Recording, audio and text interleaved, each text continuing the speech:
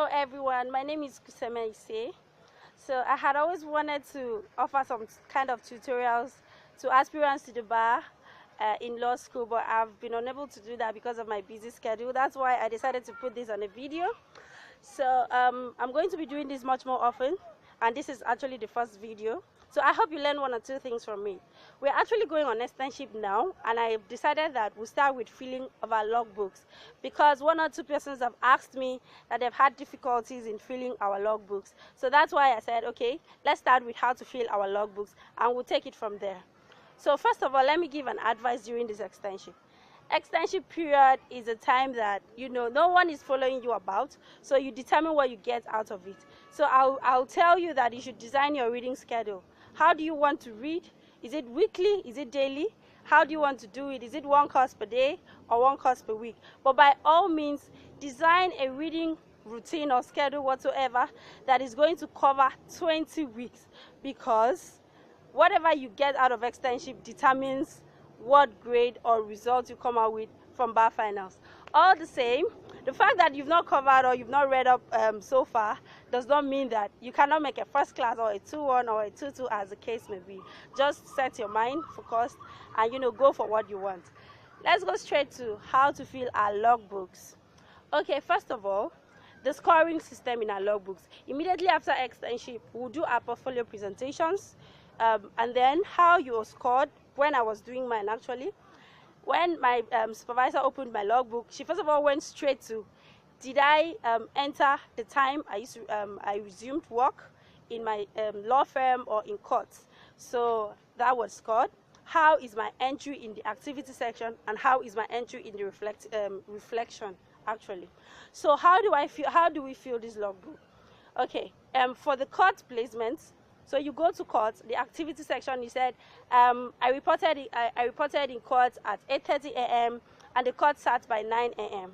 So among the cases that were presented this day was the following. You can say a date and a SN.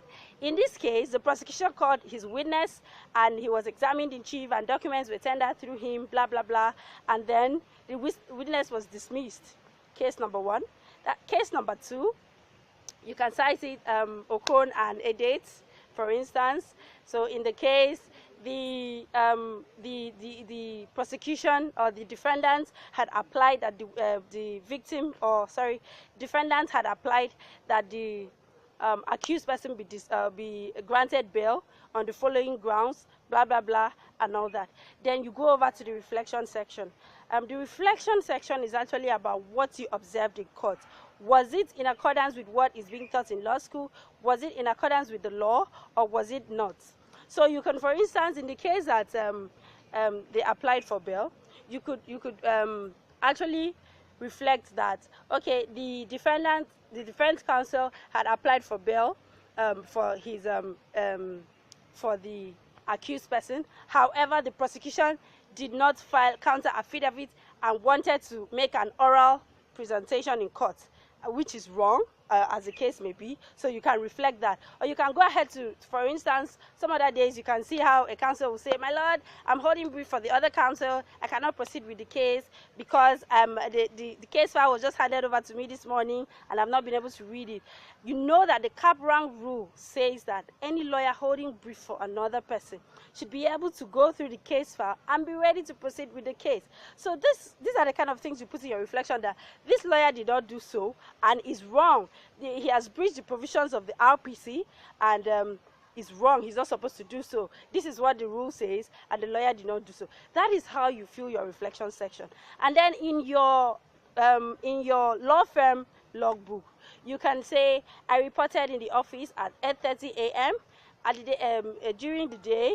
I reviewed deed of assignment, I reviewed a case, you mentioned the case, you mentioned what you observed in the case. And then in the reflection aspect, you could say, you could mention what you observed either in the deed of assignment, maybe a power of attorney that was not notarized, that was supposed to be used abroad, was not notarized. You could say those things.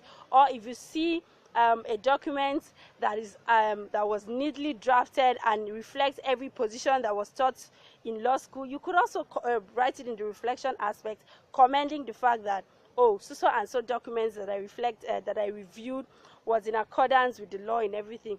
So that is exactly how you fill your logbook, both the courts and the law firm logbooks. It's not so difficult. I'll also advise that you try to fill your logbook daily. Logbook is a kind of thing that can distract a lot of people.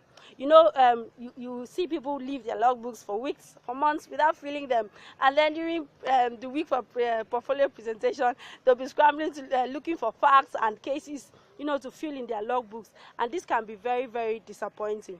You know, there is no time for there is no much time between the portfolio presentation and your MCQ. And if you're just resuming in school and all you're doing is looking for facts to fill in your logbook, man, you're not going to like it. But if you had filled your logbook on a daily basis, you have fresh facts that you will fill in your logbook. And then when you are even presenting, it will be clearer to you because you experienced it, you filled it, and you can defend it in your portfolio defense. So that is it about filling your logbooks. I hope that it really helped you in some way. If you have any questions, send it to the comment sections. Send it. My Instagram handle is I am Couscous. My Facebook is Kuseme Ise. If you have my WhatsApp number, you can also send your questions there. We will try to answer them.